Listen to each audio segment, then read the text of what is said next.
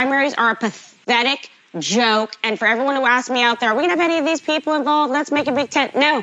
We only want the best and the brightest. Trump is going to win. Get it together. Get your head on straight. And none of those people, those fake Republicans, rhinos, I'll throw the RNC in there with that. All these people have to go. They're not going to be part of our team. They suck. We're not going to reward them. They're traitorous, they're disloyal, and they're unqualified. So that's it. I've had enough with all those people. I know who I'd like in there. Let's get Bannon back in, and Kash Patel, and Mike Davis, and Rick Grenell, and Alina Hava, and let's kick some ass. What's up, everybody? Major retired Richard Ojeda here, and Kimberly Guilfoyle, Don Jr.'s fiancée, slithered out of her cave recently and made a guest appearance on Steve Bannon's War Room to trash talk the RNC for not bending their knee to Donald Trump. Guilfoyle has a huge mouth, and she runs it constantly on Rumble and on any other show that will bring her on. She is also the host of the Kimberly Guilfoyle Show, an extremist right-wing program that peddles MAGA rhetoric and conspiracies. Guilfoyle took her opportunity on Bannon's show to attack the RNC and the GOP presidential candidates.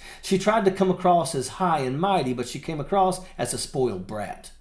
I mean, is this like one of these other things where they're like, we screwed up again, and now we better let these people in, or we're not going to have anybody watching this debate? I mean, unfortunately, for a media company that I used to work for, you would expect better. But this is just really pathetic messaging. They're just stepping on themselves here. It's backfiring spectacularly. It's taking distraction away from the focus on the debate. And I will tell you, as you know, Carl, Don Jr. and I will be there. We will be attending. We will be streaming. We're creators on Rumble. We'll be hosting shows, having all kinds of guests on, and doing pre-debate and post-debate analysis. And I'd just like to see somebody try to stop Don Jr. and me from going someplace.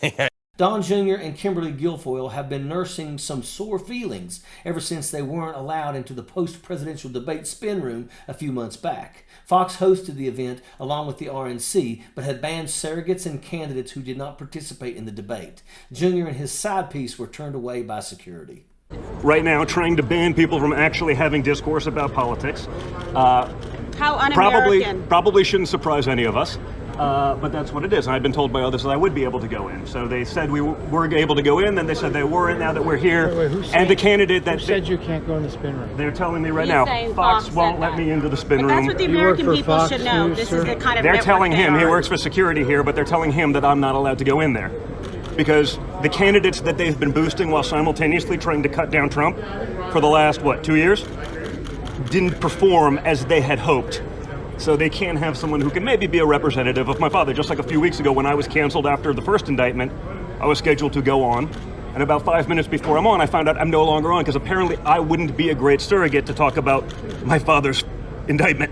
Jr. had a meltdown on camera. His voice was shaking as his classy girlfriend complained about rejection as being un-American. They both have held a grudge against the RNC for entertaining challengers to Donald Trump's campaign. Everything is about revenge with the Trumps. Keep in mind that if Donald Trump somehow got elected again, he would build a cabinet and hire White House staff based on a couple of scary prerequisites. Trump demands loyalty and the commitment to bend the rules for whoever he appoints. He's hiring criminals.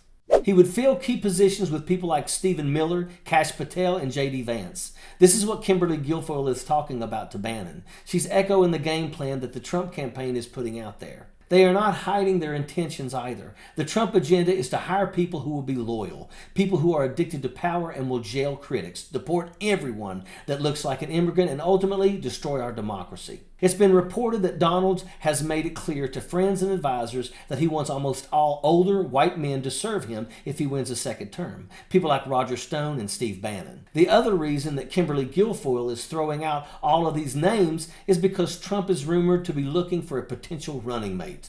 Tucker Carlson and Stephen Miller do not belong anywhere near a position of power. Having any of those jackaloons in authority would be an absolute nightmare.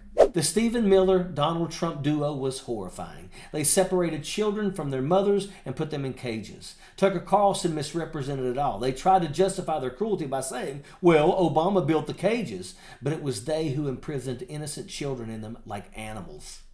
The Trump administration committed crimes against humanity. The sad thing is that MAGA morons nationwide see their cruelty as acceptable. Trump supporters seem to want blood and often take out their misplaced anger on illegal immigrants or the LGBTQ community. MAGA is not about facts, science, human equity, or truth. It is a self-serving movement that empowers the people at the top. Donald Trump's campaign is about lying, cheating, and stealing. Donald and his enablers want to establish a dictatorship for life with Trump as the king. Donald Trump is running to escape justice. He's not running to represent the working poor or anyone else in this country. He's trying to pull off the world's biggest scam. Kimberly Guilfoyle can bellyache all she wants to about the RNC and whoever else she thinks is standing against her future father-in-law. She can call them traitorous, disloyal, or unqualified all day long, but it will never change the fact that she's the monster. Kim Gargoyle is the one that needs to get her head on straight, if that's even possible. Kimberly, you are a pathetic joke, and that is an absolute fact. Sappers clear the way, airborne all the way.